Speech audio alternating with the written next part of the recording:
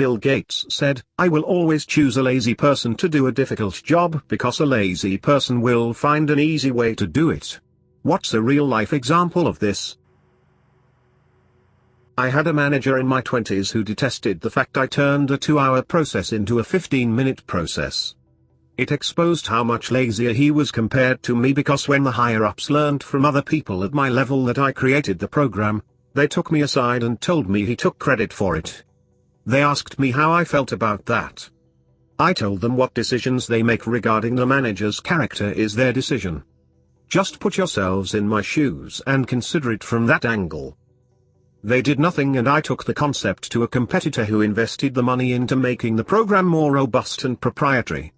My name was line 1 on the patent and trademark documents, and I did well enough to semi-retire at 45.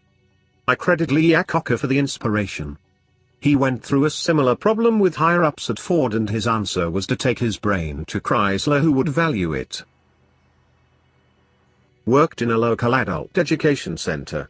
One of my main tasks was to make calculations about how many people enlisted for a course, how many of them got discounts, unemployeds for example, how many men/women/age, etc. That was needed to calculate upcoming course fees, etc. That was my only work there, and I hated it. This was in the early 90s, so PCs were a thing in our offices, but I had no idea how to write a program or use a database to use this information. Lucky as I am, our center had an interesting policy: when you want to educate yourself, you can attend that class for free. And when it's during the work time, then this is work time, as long as my supervisor is okay with that. She was. So I spent 3 months studying database structures, scripting, coding, etc. I told my tutor what I wanna do, and he helped me to write a script that grabs all necessary information from the course's database, copy that into another database, and then I went crazy and wrote code that was insane. I implemented what-if scenarios thanks to filters. In the end, I was able to do my work, which needed 6 hours a day, within 15 minutes. I mean, before that it took, for example, an hour to have all the necessary information to have how many unemployed single-parent women does it need to make the costs of that course even. I had everything back then. Now you want statistics on how many single-parent disabled foreign women at the age of 80-90 are needed for the next 2 years to keep the ornithology course running? Sure, no problem. Clickety-click, done. After that, I started the PC in the morning, grabbed all the data, ran my script, was done within 15 minutes, and then read the book I brought from home. At the end of the day, I gave my supervisor several dozens of papers, statistics, predictions, etc., and said that was a lot of work, and went home. My supervisor was super happy with me because I did so much more now and was super effective. An older company had a person dedicated to data entry, which boiled down to copying and pasting portions of data from text files into spreadsheet and formatting into a report.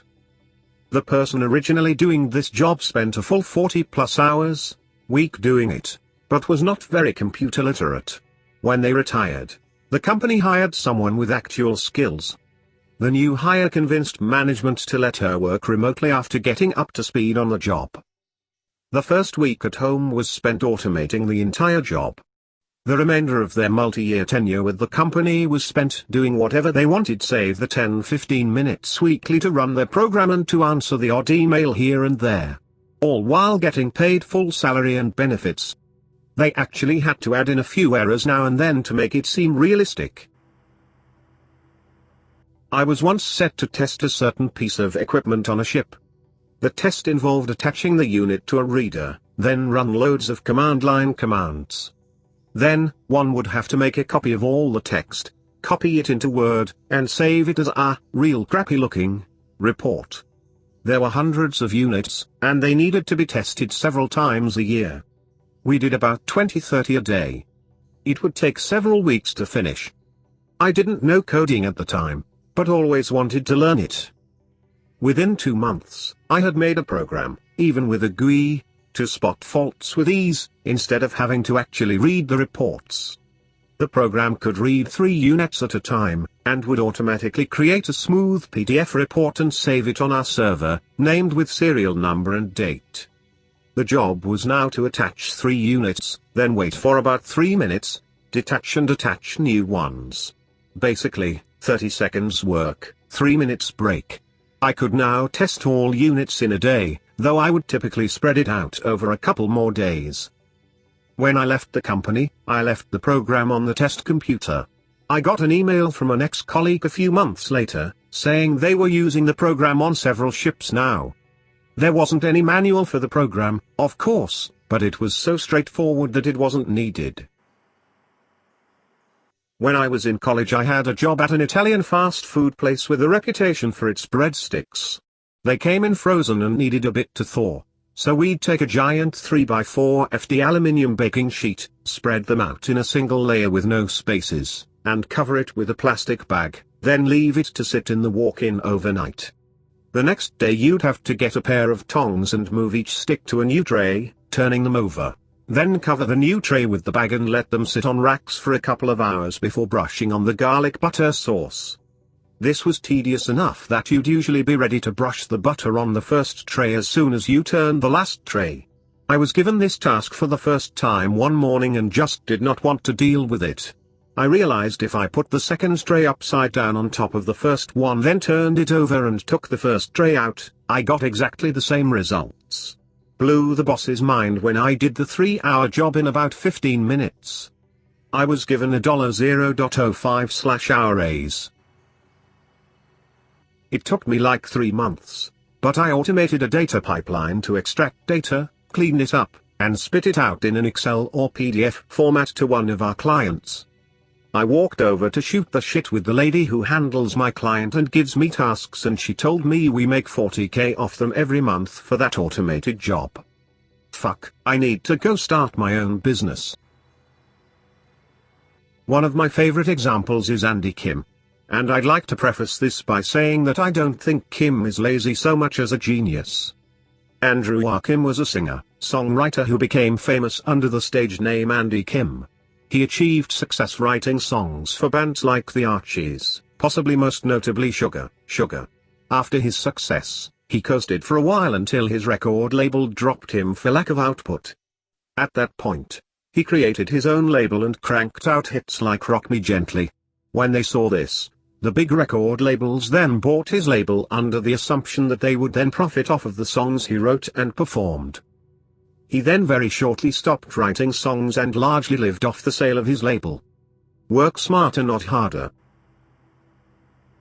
The clerk was asked to bring 145 white papers into the office. He doesn't want to count the papers manually, so he printed 145 blank sheets and took them in. I was a paid intern at a large company during one summer back home from college. My work 95% consisted of using SAP, import to Excel, clean data, and generate reports, occasionally create some tool someone needed. In the first 2 weeks after getting a hang of my responsibilities, writing all the Excel formulas needed, and basically automating 99% of my work, I was chilling. I went from actually working from 9-5 to maybe 1 hour tops a day. Finding, importing, cleaning, and reporting usually took hours, but with all the formulas it took 2 minutes of clicking. I then helped the other cool intern get his shit set up so we could both just chill. We could take 2-hour lunches, paid for by the company, and nobody said anything cause we were just getting so much more done than the other interns. I helped with special tasks when asked, but those were simple 20-minute tasks building something in Excel. Overall, was the easiest, stressless internship of my life. I had a math teacher that actively encouraged his students to be as lazy as possible, defining lazy as actively searching for ways to do as minimal work as possible.